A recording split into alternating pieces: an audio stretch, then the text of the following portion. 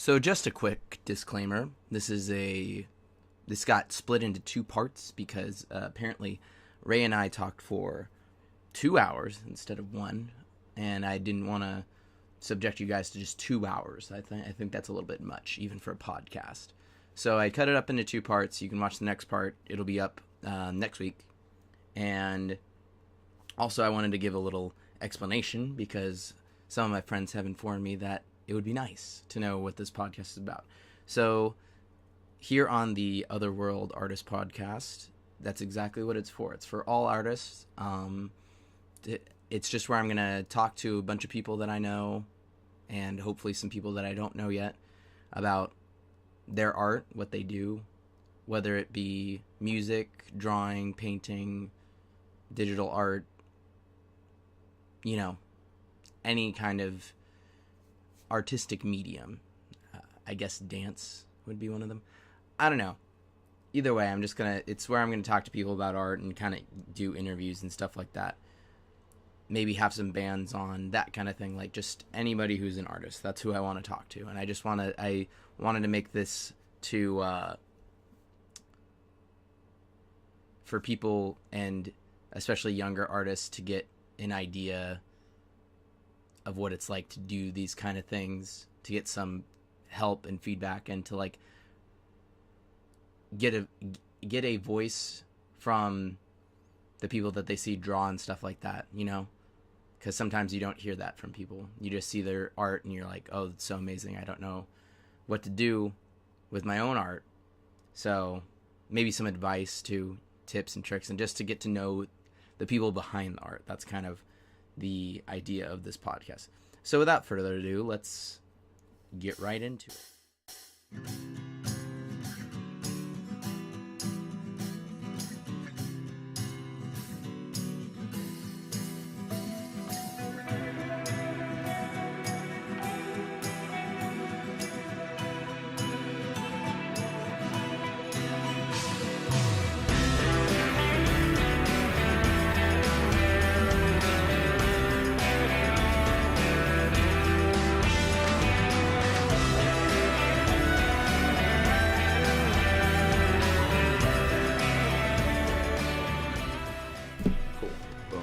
How's it going, everybody? This is the Ghost with the Most, Gacha Ghost, back here again with my good friend. Why don't you go ahead and introduce yourself? What's going on? My name is Ray Casarez. I'm a guitar player from the SF Bay area, primarily in the East Bay. Okay, and I usually have people, you can actually put out all your social media and all that stuff and whatever projects you're working on if you want to kind of promote that. Sweet. Okay, so I'd say probably the easiest way to get locked in with kind of what I had going on is on YouTube. So there's primarily, you can do two YouTube channels. You can do my personal YouTube channel, which a lot of my music is hosted through there. It's just youtube.com/Ray Casarez Music. But primarily, I'm the music composer for a animation group called Hypergauge. So you can check them out, YouTube channel, youtube.com/Hypergauge, and you can catch all of my latest compositions there primarily. Okay, cool. I'll make sure to link, as usual, everything that I can in the description for you guys, so you guys can go check everything out from Ray. And then you already said where you're from, so we covered that one. Let's see here. So what got you into the kind of music you make, and where do you want to go with the music that you're making in the future? So my music story is pretty funny. So I pride my music collection. Well, I have a lot of pride on my music collection because it's so like all over the place. So the one thing I always tell people is I probably have your least favorite style of music, and I probably have like also your favorite song on my iPod, because I mean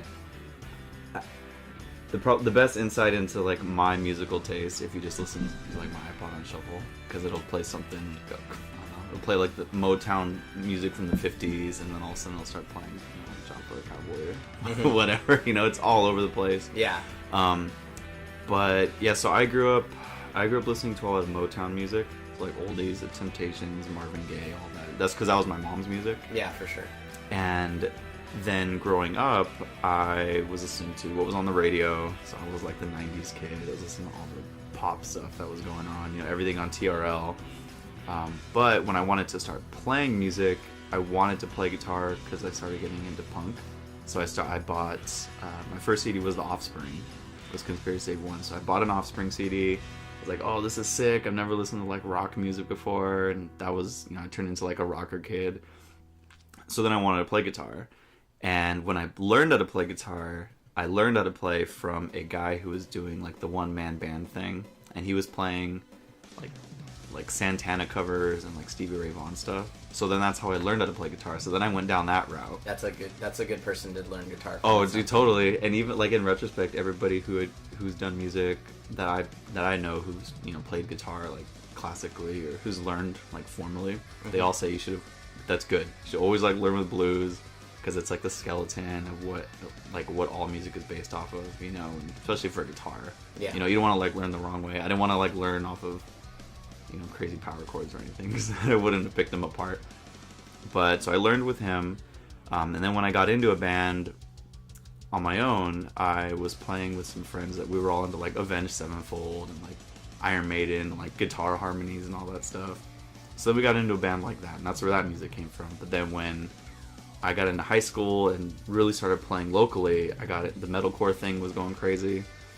And so I just started hopping everywhere. So I mean, I went from listening to Motown growing up to playing blues music to playing and touring in a metalcore band with a bunch of screaming lyrics. That's how we actually met, right? Yep. So the local scene, man. Through the local scene. That's how it works. All the hardcore kids hanging out, being stupid. Those are great times. Yeah, it was a lot of fun. A lot of wonderful venues shut down. Yeah, right. By all those kids, and I'm pretty sure.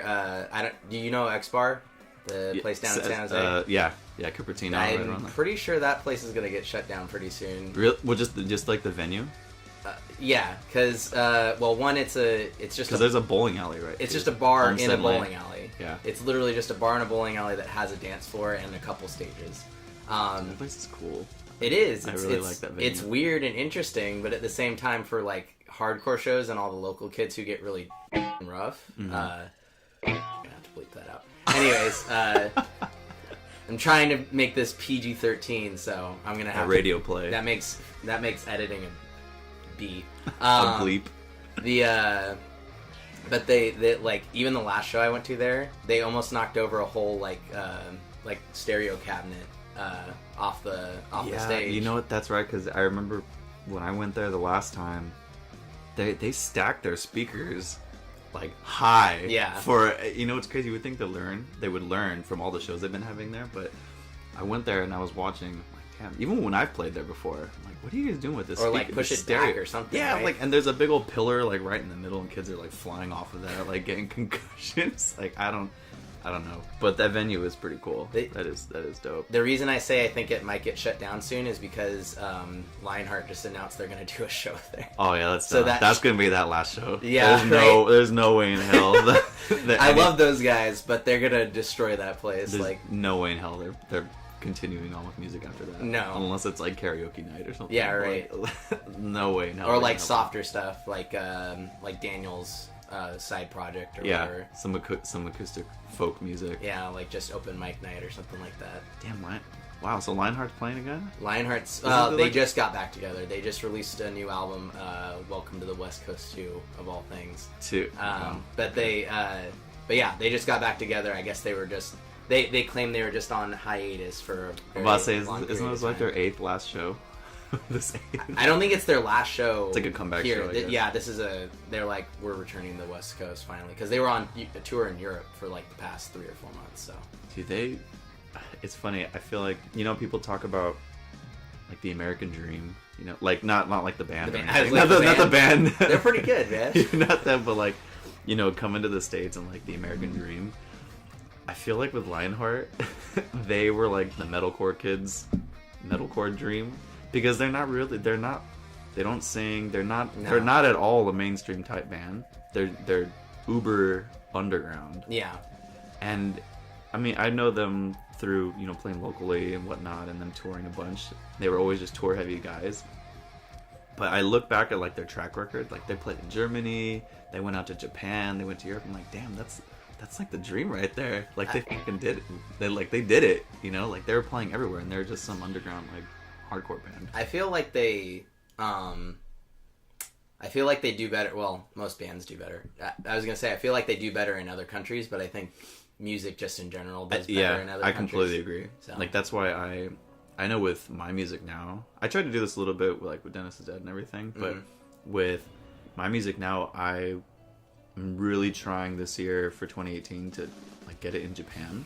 I don't know really what that entails. I think that's where I've been trying to connect with people who like formally studied like, I don't know, international marketing or like I don't know how that works, you know, other than, you know, you have a label and it's distributed through Japan and it's overseas, or like, oh, we can get on iTunes in Japan, you know, but I legitimately want to get, you know, everybody who's scrolling Facebook and YouTube here the same way that they're doing it out in like Osaka.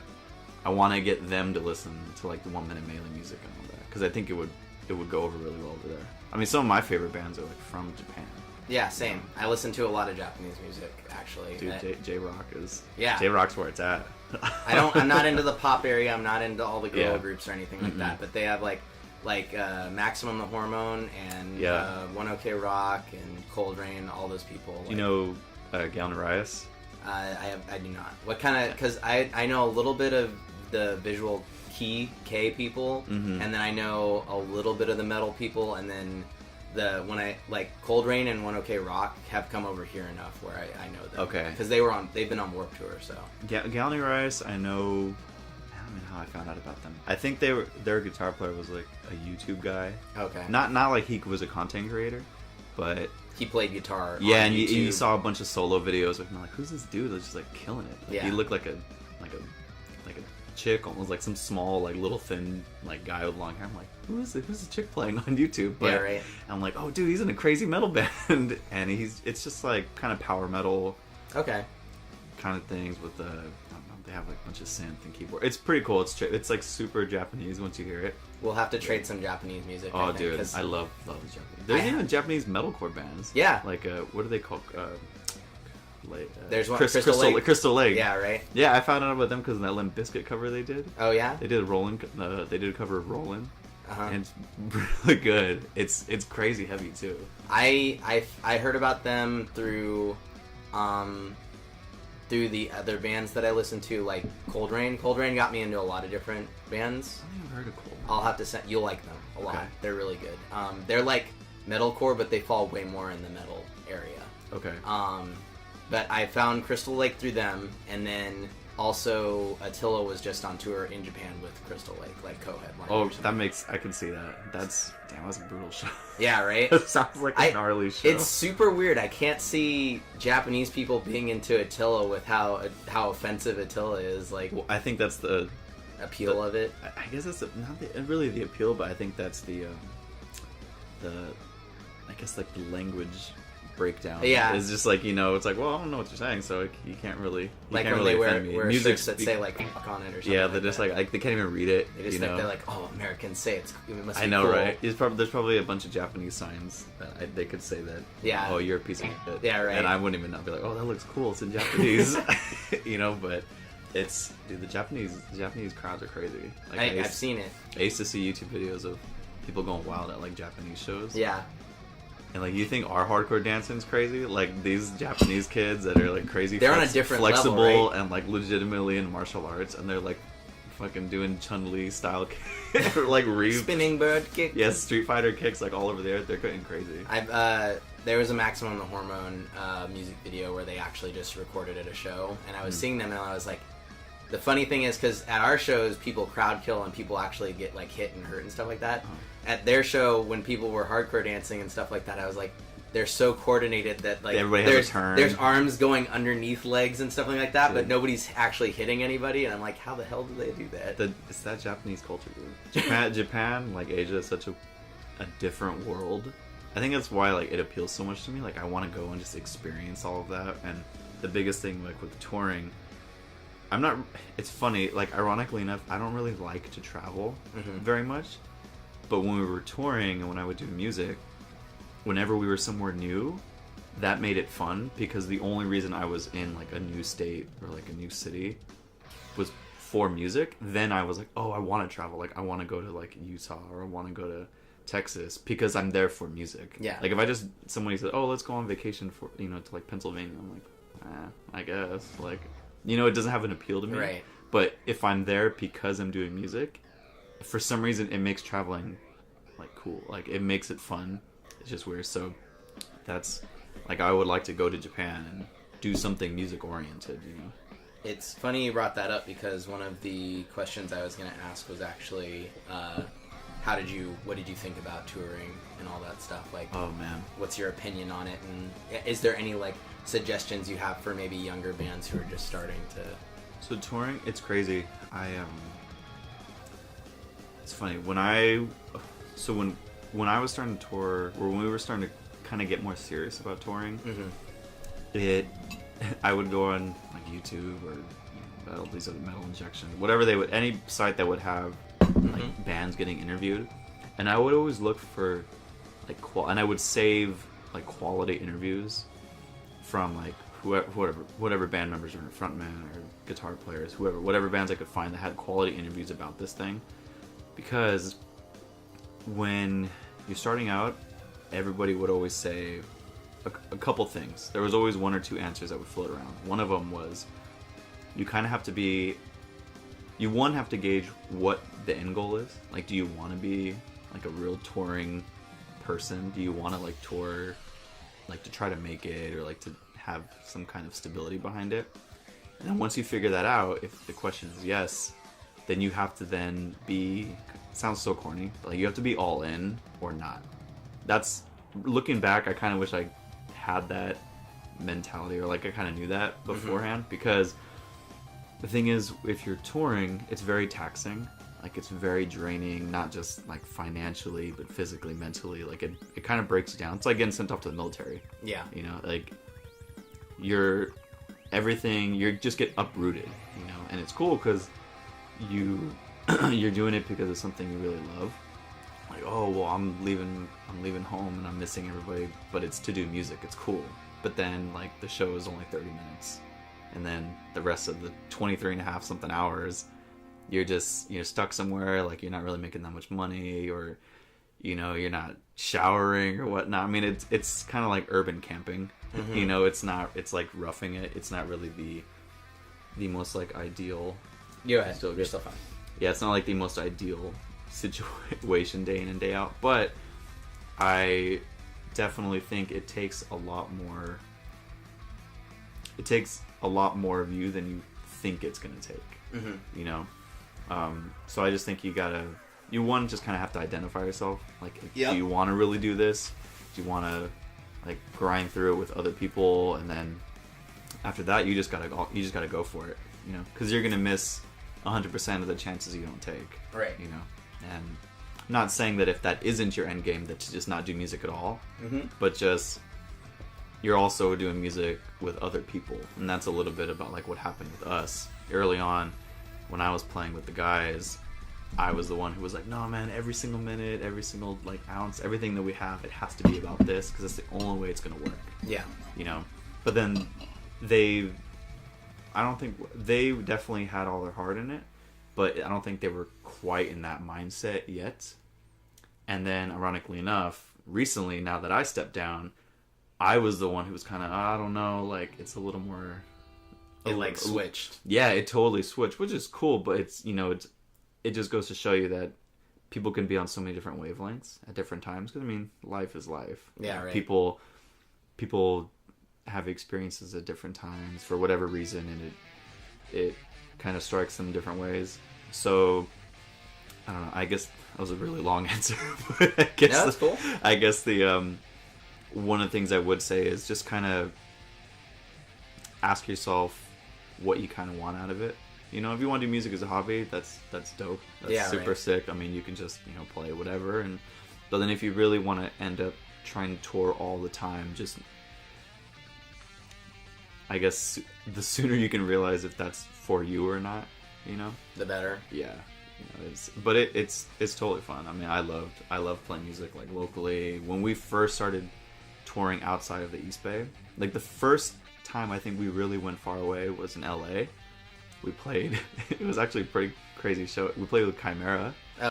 Yeah, we were just like, how the hell did we get this? You know, and we played at the Key Club in Hollywood. Nice. And it was this big old venue. We're like, dude, this is sick. I was like, I know who Chimera is. I listened to Chimera, you know? Yeah. They're a different scene, but they were like a legitimate mainstream metal band. And it was them and what's that other Christian metalcore band out right now? For Today? Not For Today. They're very metal. Impending Doom? Yes, Okay. it was Impending Doom and Chimera. Okay. And that was like the show we were on at the Key Club in LA. I'm like, whoa, this is Nice. sick, you know? And so that was the first time, that was the first trip we had after we bought like a brand new van. We were like, damn, this is really what it's like to drive 6 hours and then play a show. So that was like our first taste of like, real touring. And then we just went on from there and just, it kind of snowballed. And then we had the time of our lives for a little while. But yeah, touring's sweet. Because I remember, like, because I know you guys were playing some decent shows, even though it was like opening, which kind of sucks because you know people are still like just getting into the venue or whatever. But I remember that one time at the Oakland Metro where you guys opened for Was it Acacia Strain and Oceano. Yeah. Though that was a pretty crazy. sick show. That was wild. That was, man. So when we went, I think we went and sound checked, we backlined and all of that, and I think that was one of the shows that was like we identified the most with. Like that was really our crowd. Yeah, right. You know, like early on, like Chimera, like well, because plus it was like hometown a little bit because it was Oakland, right there in Oakland. Yeah. You know, so it was kind of like a little homecoming party for us. Yeah. You know, it was people we knew. It was the people that we knew were local, but wouldn't have had the chance to hear us before. You know, and they're gonna come out for Acacia Strain and Oceano.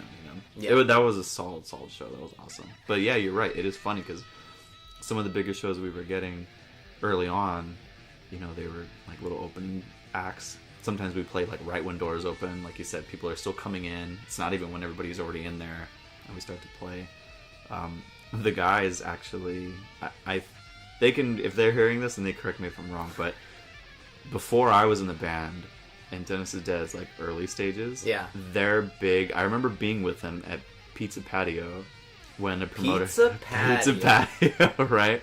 We were all chilling, and our friend who ran a venue in San Jose, he came and asked the guys like, "Hey, do you guys want to open up for Catherine?"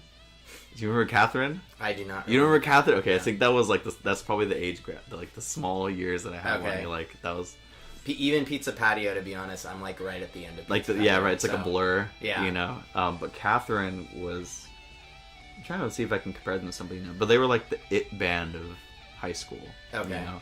And like right in just the very pit of when all the metalcore stuff was coming up. Like they were the local kids who if you were like in an alternative scene like clique in high school, you liked that. Yeah, and you know what's funny is that because they were big. I don't even know really where they were from. Like, I don't know where they were based out of. They were just, like, a really popular, like, MySpace band coming up, like, off of... They were signed and all that, you know. MySpace band, God. Yeah, dude, I know. Throwing it my age is showing. No, I was there. I just, like, hearing that's, like, to even have a MySpace now is, like, what are you doing? I know, right? It's just full of ads. Like, yeah. Oh, man. I actually logged into my old MySpace. Oh, yeah? Probably, like, 3 months ago. It's funny because I was trying to find... I used to have my MySpace page, and then I had a MySpace like music page, just like my solo stuff. And there was a song that I couldn't find off of like my computer and my hard drive. I'm like, man, I remember I posted it on MySpace one time. Maybe I should go find it. So I logged in, and I found it, and I'm like, dude, holy crap, this is like a whole another website. Is the layout still the same? I feel like they changed so it. You have a choice now. You can go to old MySpace, or you can do like the quote new MySpace. But do they save all your like old changes? Everything's the same. Like I still have my same top 8 and all. Wow, okay. Everything's the same, like it's untouched. I'm gonna have to go back and look at that because I have me and Chris Ellard and I have we used to have a band and we have like 3 or 4 songs up there. They're really crappy and like, oh my god, it's gonna be cringy, but like I should go look those up. Dude, you should. It's a trip. It's to just go down memory lane a little bit and just check it all out. It's pretty wild. Yeah, for sure. But yeah, no, that was like the first thing for Dennis's Dad was what I believe was like their first big opening slot was when they opened up for Catherine. And then after that, I mean, we did a lot of stuff in San Jose, like with Pinup Productions. We started opening up for bands like Knights of the Abyss. We opened up in Soledad for Amir. Like that was. I remember when I found out we were getting the show with Amir, I was like, oh, like that's like a real big band that's doing it right now. Yeah. Know? And then it would just snowball.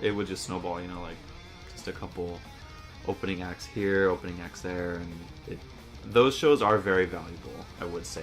So I know if kids are doing that right now, they get kind of offset by maybe they have to sell pre-sales or maybe they have to do this and that. But all of those shows, whether we sold pre-sales or not, they were very, very valuable moving forward, you know, because they put faces in front of you. They put ears in front of you, no matter what. I don't care if you're playing 10 minutes before the doors open. If you're playing and opening up for the Acacia Strain and Amir, there's going to be people that probably normally wouldn't have gone to see. Yeah, right. They're very, very valuable shows, so don't let the pre-sale thing kind of offset you at all. Yeah, right. But no, those were good times for sure. Best show. Let me see what else I got on a little list here.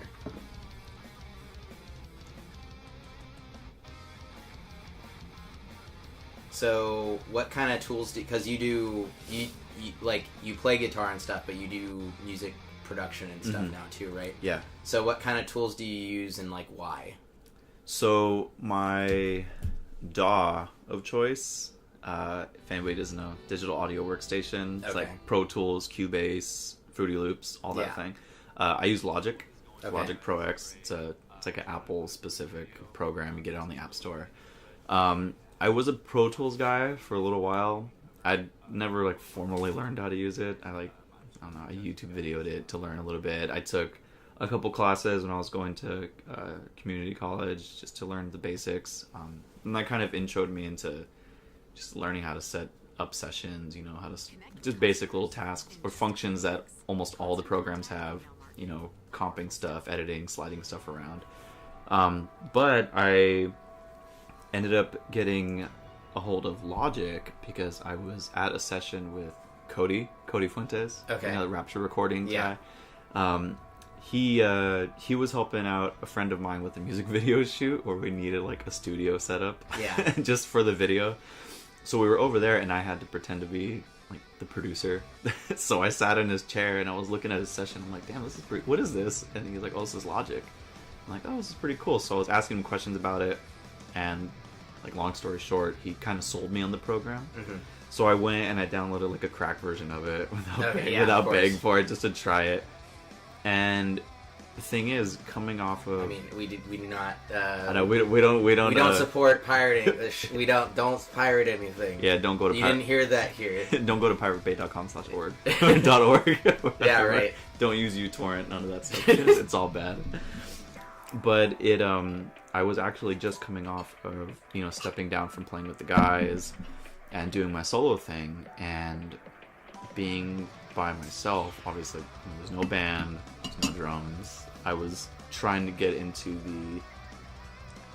the realm of getting the ideas that I've always wanted to record, like on a live band. But, you know, it has to suit the band. You know, you can't just have a crazy idea and all of a sudden say, oh, hey, let's just play this. You know, but now that I was kind of in charge of doing my own thing, I wanted to have, you know, whatever instruments in it, crazy noises, or just kind of get out of the box a little bit.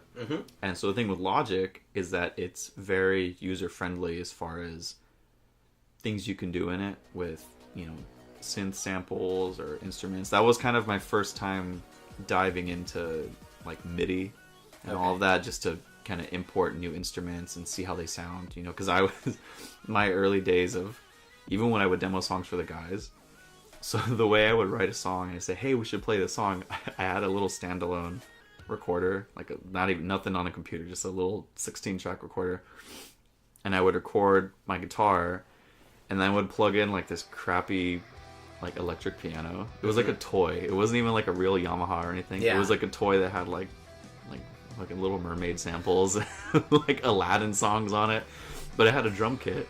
So I would just kind of like, you know, tap drums along, and then I would re-record a snare, and then I re-record the kick, and then cymbals. And so that's how I would demo a song.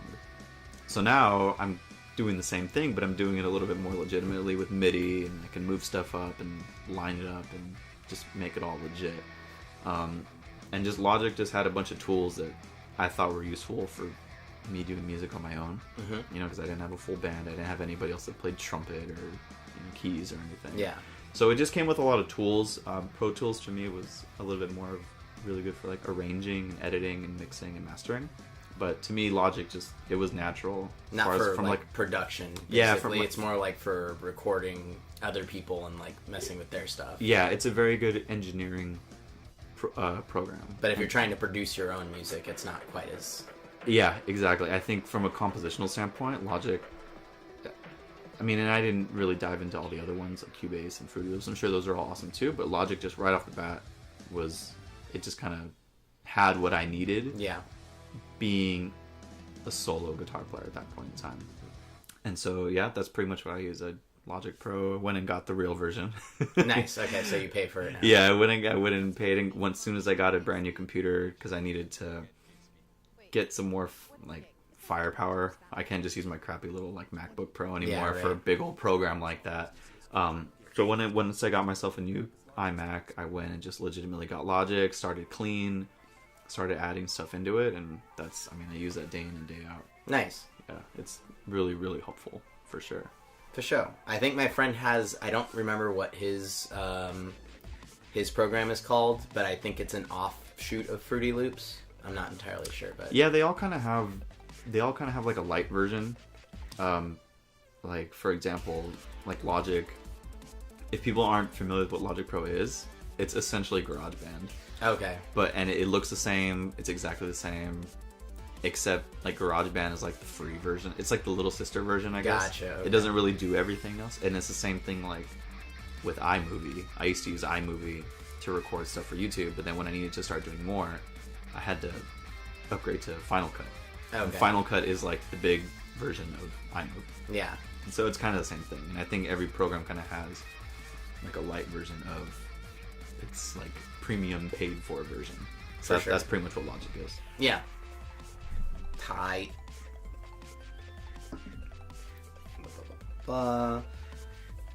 So, and I think I already know the answer to this, but just as going through these, do you have any other like art medias that inspire you, and which ones inspire you the most, and like what's what music got, because you do some game music type stuff now, so like what kind of, I guess, games would have inspired your current game? Oh man, perfect, got this one lined up.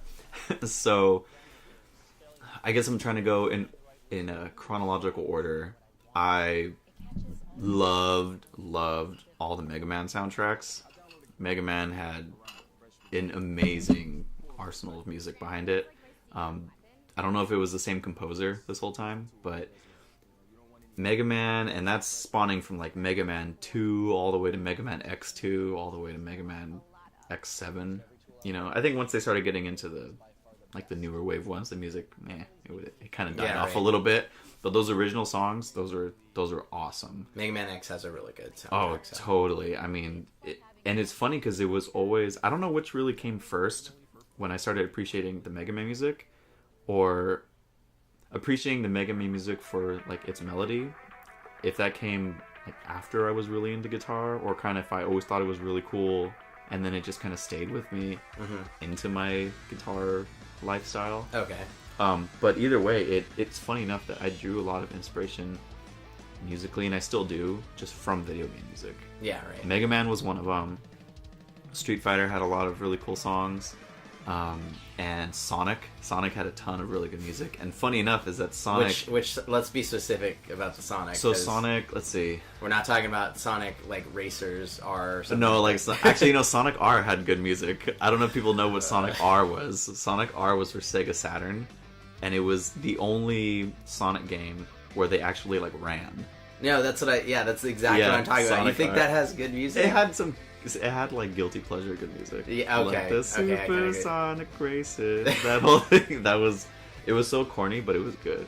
But from Sonic like 2, even through like Sonic CD, when they started doing like live band stuff, those were all really good, like remixes and original songs. But I think probably what gave me the most inspiration was as soon as Sonic Adventure started, and they had Crush 40, like the band. I don't even know where they're from. I guess I know their guitar player is from Japan, and their singer was from the States.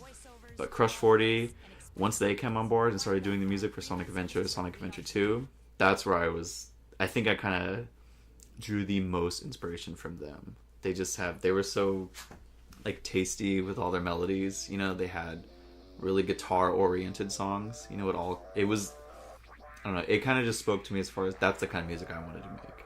You know, For sure. really melodic, and I don't know, it was just really good music. So I'd say, yeah, Mega Man, Sonic, Street Fighter, and Adventure 2 Battle, I think, was my first Sonic game, and that was the best one. Every time, City Escape is everybody that I know will always start being like, I know, right? It's so good. It was so good, and it was such a good song, like for the first level of the game too. Yeah, right. It like set a tone, you know, and I think that's what made it such like a powerful song. It just right away you kind of knew what kind of game you were playing. It set the vibe for the rest of the game. You know, it was really good. I don't even know if it was really an underrated song, but it stuck out. I don't know if he intended to leave like the kind of legacy when he made that song, because everybody loves that one. Especially with like it's really weird because everybody, and I can admit, going back and playing those kind of games, like everybody admits how trash those games were, but you play them and like if you start playing them again, even if you go into it knowing that like the mechanics and stuff are kind of broken and stuff like that, like you still keep playing and you're like, why do I keep playing this game still? It's just that good. I mean, there's a reason they revamped it because it was on Dreamcast. Yeah. And they brought it back on GameCube for Sonic I played Adventure it on 2 the Battle. GameCube one, yeah. And then they added the whole duel feature where you can like fight people, you can race against each other. That's where the whole battle function came from. Sonic Adventure 2 Battle. I mean, the Sonic Adventure 2, I think that was the Sonic game I played the most out of like the newer wave. The other ones, they were like kind of okay. You're not missing out on anything. No, man. As soon as they made the one where he turned into a damn wolf, whatever. That one was actually good, apparently. Really? Yeah. I thought it was kind of, I don't know. I've heard Unleashed was one of the better, more recent ones. Colors was another decent one. I never got to play Colors. Colors looked the best. Yeah. Colors was cool. I think the last one I played seriously was Heroes. Because I was a big fan of... they really drew me in with when they brought in the Chaotix. Okay. Because I was a big Sonic Knuckles Chaotix fan. So when they brought them in, and you can like be them, I was like, okay, that's cool. Like they're kind of throwing it back a little bit. But after that, I just kind of stopped playing. Yeah. The music was still good. Sonic 06, you're not missing out on anything. Trust me. Let's see here. Music recommendations. That'll be quick, but like if you have any music recommendations for people. Oh man. Give me like a top 5 or 10. Like any genre, anything? Just whatever you like. Christ. Maybe what you're listening to currently, like that you've currently been. People, really oh my god, I'm gonna either lose a ton of people on this or gain a bunch of respect. But I am such a huge fan of Bruno Mars. Okay. I'm a huge Bruno Mars fan. It's funny. It's I don't know. I think that's actually one of the artists I listen to probably the most right now. I mean, it makes sense if you were like into Motown stuff when you were a kid and stuff. Yeah. It's probably pretty nostalgic for you. Totally, and I think that's when he came out with his first CD, the Do-Ups and Hooligans. Mm-hmm. He kind of, it's funny, completely other end of the spectrum, but he kind of did what Bullet for My Valentine did. Like, he rode one album for so long, but he was such like a household name. Yeah, right. And I remember that being something very specific when I got into Bullet for My Valentine. I'm like, these guys have been around forever, and they keep touring and touring. I'm like, they literally had one CD, you know, and they just rode that forever, and I listened to that forever. But Bruno Mars, yeah, you're right. He's very retro. Does a lot of the old kind of. You could definitely tell his influence, like Motown oldies. He was probably a huge Michael Jackson fan. Yeah. I also just recently saw Bruno Mars at the Oracle in Okay. Oakland. So that was a crazy show. Nice. Like the one thing I like is that he's a super mainstream artist right now, like uber pop, just in the limelight. But if you ever watch him or watch his show or any of his live performances, full band, it's not the typical like just backing track kind of garbage that a lot of the big artists do right now. Puts on a real good production, and it you're watching it, and you could tell all of the time that went into making this a really good show. So it's, I don't know, he has a lot of respect for me. For sure. Yeah, I'm not gonna, you don't lose any. I'm right there with you. I listen to pretty much everything, and Kesha's one of my favorite people. So Kesha? Yeah, I love Kesha. Wow. I love Kesha. She's great. She hasn't been around for a while. Why she just came back a little bit with... Yeah, she just brought out a new album, so...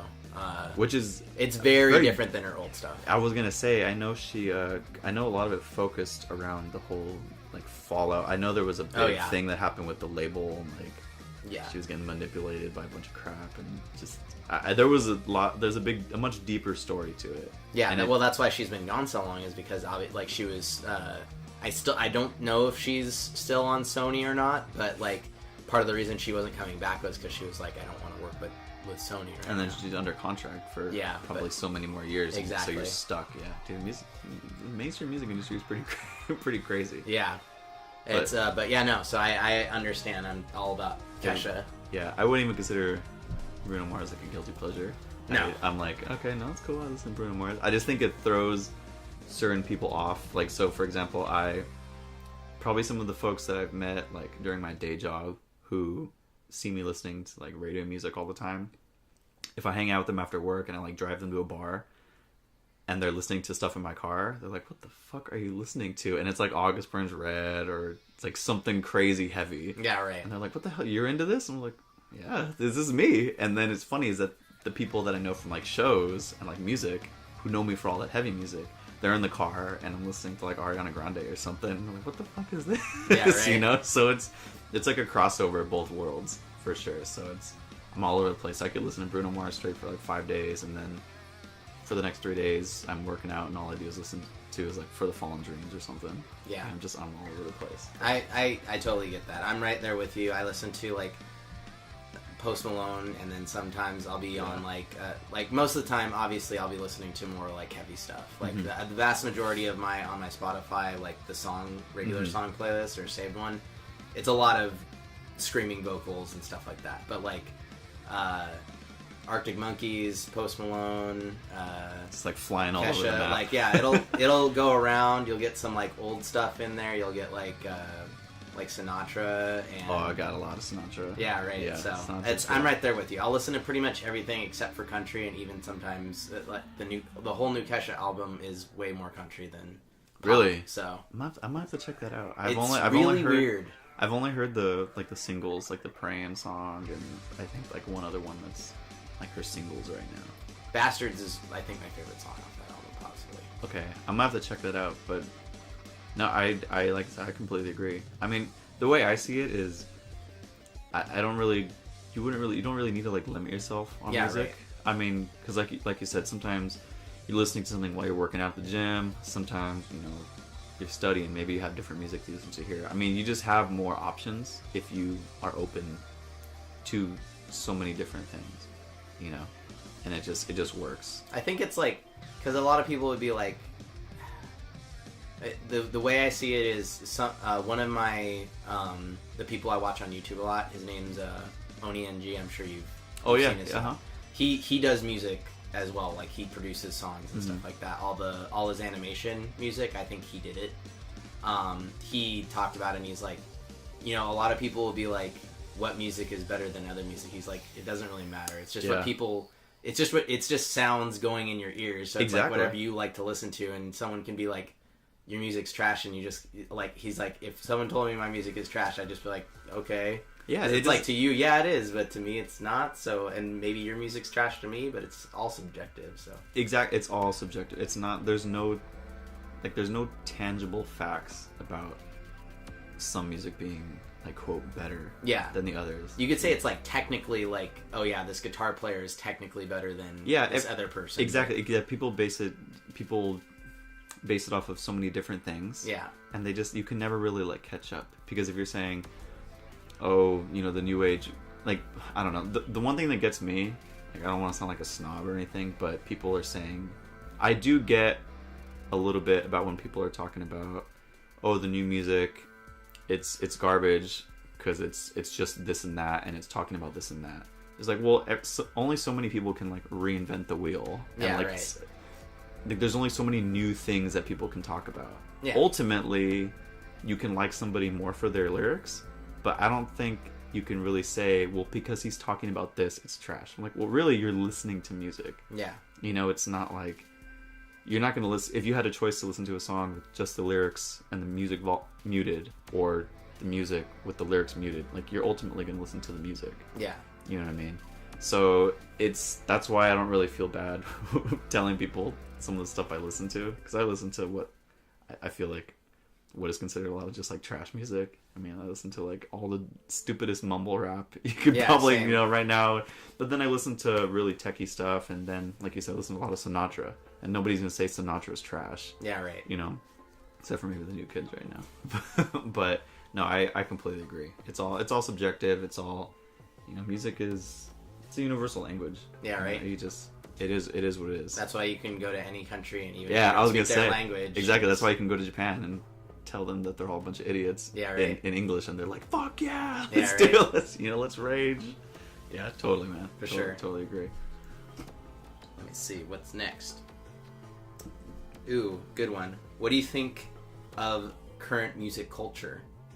The reason I bring this up is for something that'll come up later, but basically because I feel like a lot of band music and stuff like that is kind of dying out, and it's like unless you're an EDM person or a big hip hop artist, it's very hard to make a living out of being a musical person. Not that it's not hard; it wasn't already hard. Like it's always been hard to be an entertainer in general. But I'm saying for the genre of music of like bands and like music where you actually play instruments and stuff like that, it seems like that's kind of dying out. That's a really good question. It's crazy because if you think about back, I don't know, the 90s, like when, you know, when Metallica had the whole Napster thing going on, and they were getting on everybody about, you know, I mean, at that point, Metallica were like multi-millionaires, right? Yeah. But if you think about it, it's crazy because you go back to a time where the only way that you could listen to music and have access to a certain song was that you had to go and buy it. You know, there was no like file peer-to-peer, whatever, like sharing, you know, the Kazaa Lite before all that crap came out, right. LimeWire. And so what's wild is that now it's still like that, and it's legitimate. You know, like you can go to Spotify, Pandora, and you can, I mean, even if you're paying like $2 a month, I mean, if you think about it, there's several 100,000 artists that are on Spotify and Pandora. So really, you know, you're getting like 2 cents a play. So it is crazy because it's changed so much. And so, like the artists, if you're talking about really big time artists like Pitbull or Rihanna or like any of the most super in the limelight right now artists, the ones that are on top of everything, you know, Drake and all them, it's just because there's so much revenue coming in that they can't help but get rich. Yeah, you right. know. But it does really change it for, I mean, we were seeing that when we were touring. It's not a very lucrative path to be in music. I mean, just like you said, to be an artist in general. I think it's just weird because if you look back on 10 or 20 years before you guys, like rock stars was the big thing. Rock stars were the people making the money. You had people like even like Bret Michaels and Poison, like they're not in my opinion, they're not a good band, you know what I mean? But even them, they were making like a ton of money, and they were playing big sold out shows and stuff like that. And it's like, but now bands and stuff like that don't do that. It's singular people, and it's Post Malone, for example, just because I know him off the top of my head. I mean, he's very talented playing music and stuff like that. He was gonna be he was doing like death metal stuff before he was doing hip hop. Really? Yeah. One of my... I did not know that. Don't quote me on this. Like, I don't know how legitimate it is, but one of my friends actually said he was going to try out for Crown the Empire before he... As a what? As a vocalist? I think a guitarist. Really? He plays really good guitar.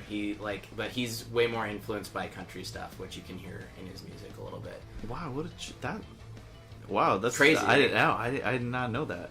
But it's the reason I bring that up is because it's like, just look at Crown the Empire. I mean, don't get me wrong, they have some level of success and popularity, but compared to Post Malone, who just one song like White Iverson, and then he was up there. He was with he can go on Coachella, he can go on like any big, he can headline any big like show, you know what I mean? I mean, if you take back where, like you were mentioning the whole Poison thing. Yeah. If you think about what was, I think it's just the concept of trends and like what is popular. Because if you think about it, Poison was a mainstream act. Yeah. They were on TV, they were on MTV or whatever was going on back then.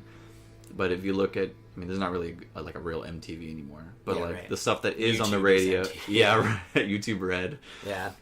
But like all the outlets that are mainstream now, it's a very specific genre of music. But that specific genre of music that was everywhere 10, 12, 15 years ago was way different, you know? Well, I guess 10, 12, 15 years ago it was like the hyphy movement and like crunk music and all that. But then before that, like you said, there were rock stars, you know, like Metallica and Poison and even like Iron Maiden. Even when you get into like Blink-182 and then like Good Charlotte came along, that was the mainstream and that's what everybody was into. So I think as the mainstream is getting further and further away from quote like band music, rock music, heavy like edgy music, it makes it that much harder. And the ceiling of success gets lower and lower for all of those acts.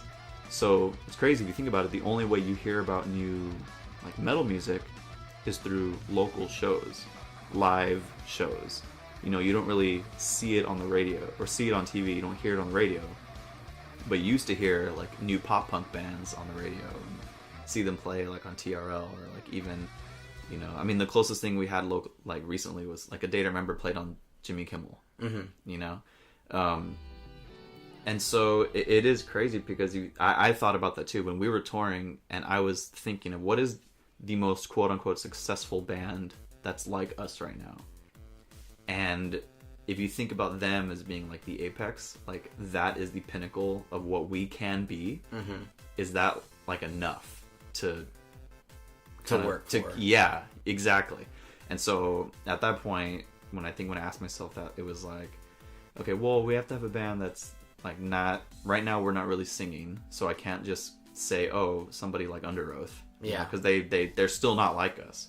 But so at that point I was saying like August Burns Red or like Parkway Drive, you know? And so if you think about it, like you just said, Parkway Drive in relation to Big Sean, you know, I mean, completely like worlds apart. You know, or even have you seen that movie No Room for Rock Stars? I have not.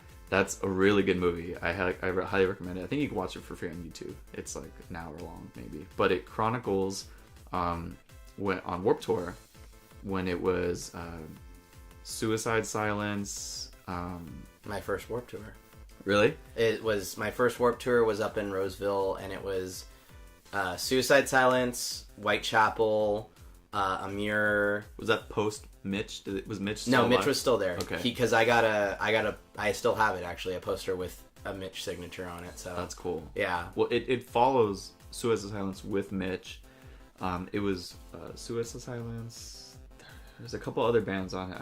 I'm drawing a blank right now. I think they were on for a couple of years. So it might Never Shout Never. They were on that year too. Him. Was it like 2010, 2011? Yeah, right around there. That's the year I went. So it follows a couple different acts along with a band that is trying to pass out demos and just follows around Warped Tour. Oh, yeah. And Mike Posner when he was on Warped Tour.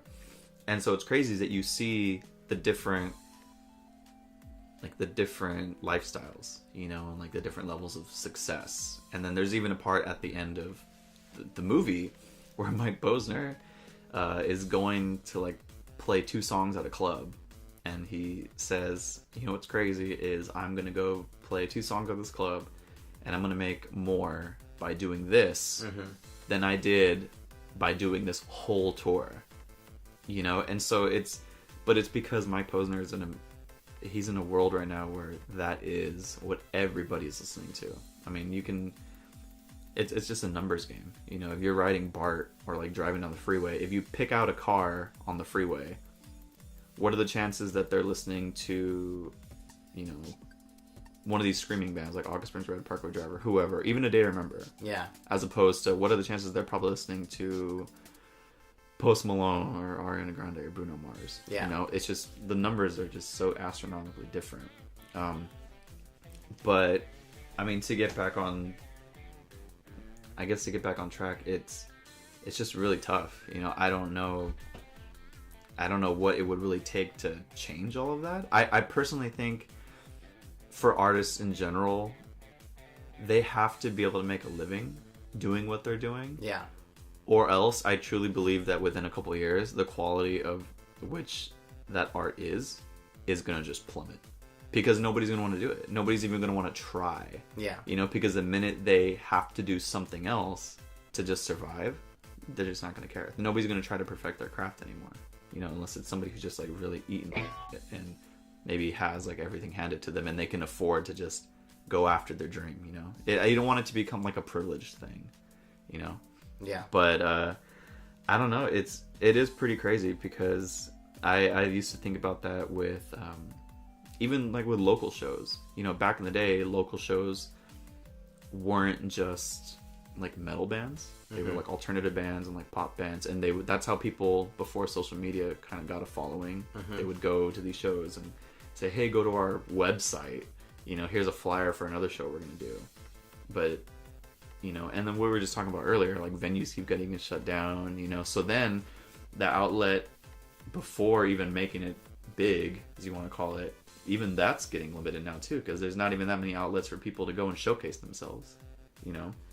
It's just crazy. It's wild to think about, you know, if you're not just an internet sensation and then you just crack through the ceiling and, you know, everybody knows who you are from like one song. I mean, look at Cardi B. Nobody even knew what the hell Cardi B was, and she has like one song, and now she's like all over the place, and she's making millions of dollars. Yeah. You know, it just blows my mind somehow. And but that also, like, I want to know like where all that is coming from, you know, because it's not like Cardi B is selling. Maybe she is selling like a million singles, but she also has like 25 other people that have to get paid before her because everybody writes her stuff, and there's a publicist, and there's a label, and there's an agent, and there's, you know, whatever.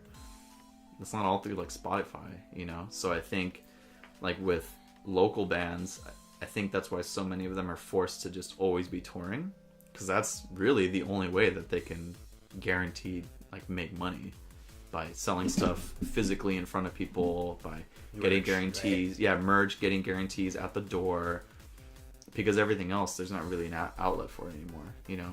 You only make like one album a year, and that's not like digital sales are really going to go that far.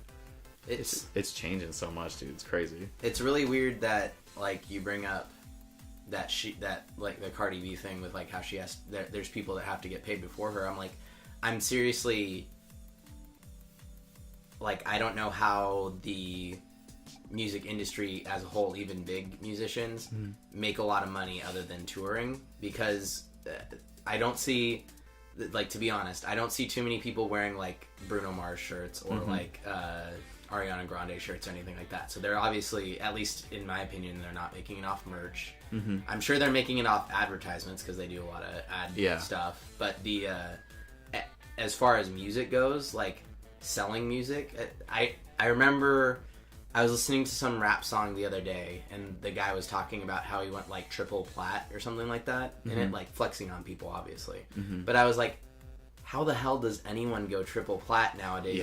When nobody buys music. I know. I mean, and then you started thinking like, man, is this just trying to, like you said, like trying to flex on somebody? Yeah, I was like, is he real? Like, because I'm like, nobody buys music. Who bought your CD?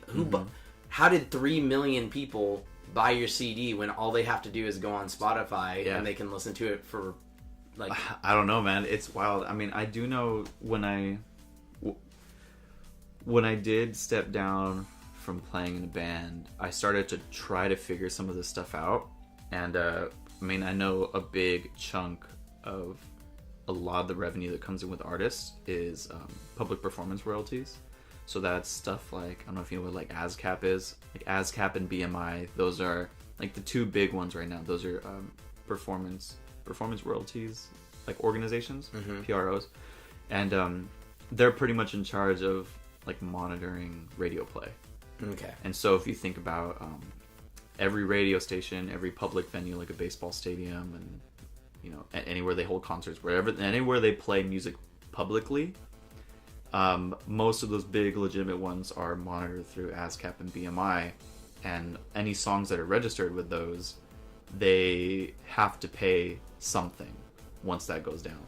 And so that ended up making a little bit more sense to me, because if you think about all the stuff is on the radio 24/7, and if you think about hundreds of thousands of times the song gets played like worldwide, then that's some cash.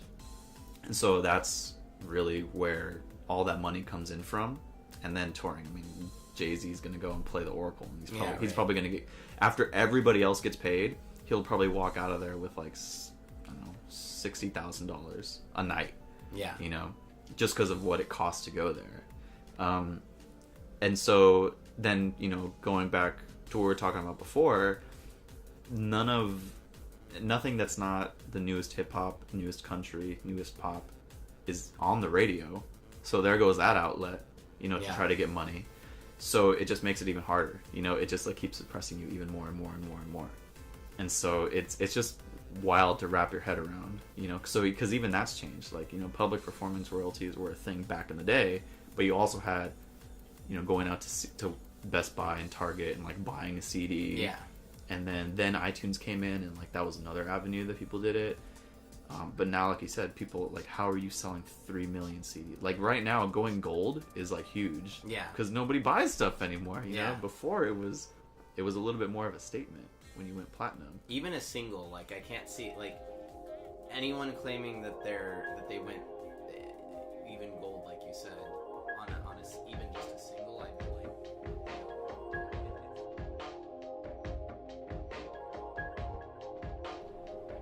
Thank you for watching the Otherworld Artist Podcast. You can go check out our second channel, the Ghost Pit, over here, somewhere on the screen. There we do everything else that I'm into, so games, mainly games. We have another podcast where we just talk about everything, you know, movies, all that kind of stuff. I'm just at vlogs, rants, whatever. Maybe I'll read, you know, I'll just do whatever I want over there. Here, I'm going to keep it mainly art stuff. And you can also go check out our Instagram, Gacha X Ghost, where I post all my art. You can follow us on Twitch. I'm going to be trying to live stream more soon. And you could follow all of our guests' social media right there in the corner somewhere. Ray has a lot of good stuff. He streams all the time. And he has a bunch of stuff up on YouTube that is really awesome. So please go check him out. It would be much appreciated. Also, go check out the previous podcast with John Drawing. He's a great artist, and it would be awesome if you watched his stuff.